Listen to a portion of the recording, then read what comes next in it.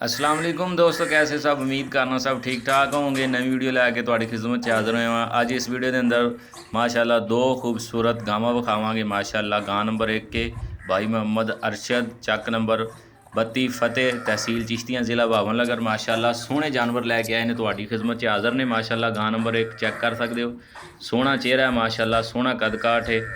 देसी ते चोलस्तानी गाय का जिहड़ा ना क्रॉस है माशाल्लाह। सोहने थण लगे ने, सोहना कद काठ है माशाल्लाह। तसल्ली जानवर की तुसीं कर लैनी बकायदा वीडियो के अंदर। माशाल्लाह जी थण वेखो माशाल्लाह, सोहने मोटे थण ने ते सोहना कद काठ है माशाल्लाह।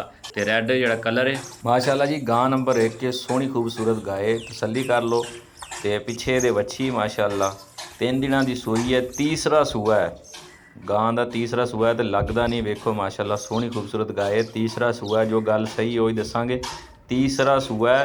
पिछे दे वच्छी माशाल्लाह 3 दिनां दी सूई है। तो हाज़र मौके ये कोलों 12 लीटर दुध चो रहे हैं। भाई मोहम्मद अरशद 12 किलो की गारंटी दे रहा है। अगर कमी पेशी होए तो वो जिम्मेदार भाई मोहम्मद अरशद होएगा। 12 किलो की गारंटी माशाल्लाह, सोहना कद काठ है, सोहनी गाय। जो गल तुहानूं दस रहे हैं इंशाल्लाह वही होएगी। 12 किलो की गारंटी है माशाल्लाह, सोहना जानवर है। तो 12 किलो की गारंटी। भाई मोहम्मद अरशद का कहना है कि पिछला सूआ जिहड़ा ना यह 18 तो 19 लीटर दुध देंदी सी, लेकिन हाज़र मौके ये को 12 लीटर है तो 12 लीटर ही दसना है माशाल्लाह।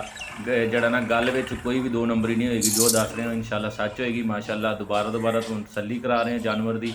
अगर यार बेली किसी को पसंद आता है तो स्क्रीन पर भाई मोहम्मद अरशद का नंबर चल रहा है, रबता करना इंशाल्लाह फुल प्यार मुहब्बत हो जाएगी माशाल्लाह जी। डिमांड इस गाय नंबर 1 की हैगी है 1,90,000 रुपया। तो प्यार मुहब्बत फुल हो जाएगा। स्क्रीन पर भाई मोहम्मद अरशद का नंबर चल रहा है, जिस भाई को पसंद आती रबता कर इंशाल्लाह फुल प्यार मुहब्बत हो जाएगा।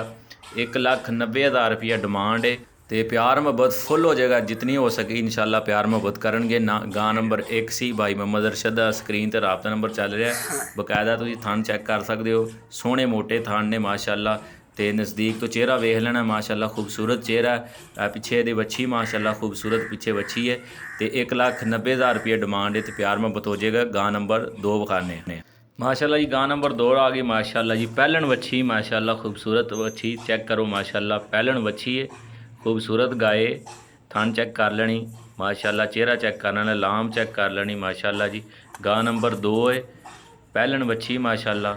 जड़ा थन चेक कर लो, पुट्ठा चेक कर सकते हो माशाल्लाह। सोहने जानवर लैके आए ने भाई मोहम्मद अरशद, सोहने जानवर लैके आंदा जो भी आंदा माशाल्लाह जी। तो सोहनी गां है, पहलन वच्छी है, पहला सूआ है माशाल्लाह जी।